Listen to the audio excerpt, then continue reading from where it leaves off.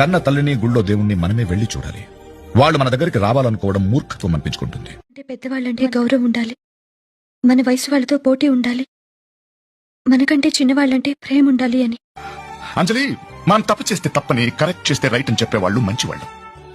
మనం ఏం చేసినా భరించేవాళ్ళు మన ప్రేమించేవాళ్ళు. మాత్రం సంపాదించడం చేతగాని వాడికి ఖర్చు పెట్టే అర్హత లేదు. చెప్పే ధైర్యం లేని వాడికి మనిషి మనం ప్రేమిస్తే వాళ్ళు చేసే తప్పును కూడా మనకు క్షమించగలగాలి, లేదా మనం ప్రేమించలేదని ఒప్పుకోవాలి. అయినా పాతికేళ్ళ కుర్రాడు అంటే నాలాగే ఉంటాడు. అల్లరి చేస్తాడు, అమ్మా నాన్న తెలియకుండా సినిమాలకు వెళ్తాడు, సిరిట్లు కలుస్తాడు, ఫ్రెండ్స్ తో కలిసి తిరుగుతాడు.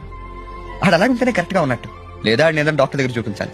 నేనే కాదు, నాలాంటి చాలా మంది కుర్రాల పరిస్థితి కూడా అయితే ఏం చేస్తాం?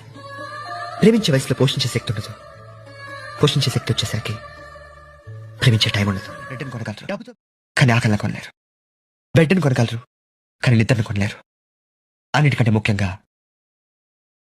నా ప్రేమను కొనలేరు కదా అని డబ్బు ఎక్కువ కనిపించిన ప్రతిదాన్ని కొనడానికి ట్రై చేయకండి. తాజ్ మహల్, చార్మినార్ నాలాంటి కుర్రాళ్ళు చూడ్డానికి కొనడానికి మీరు సరిపోరు.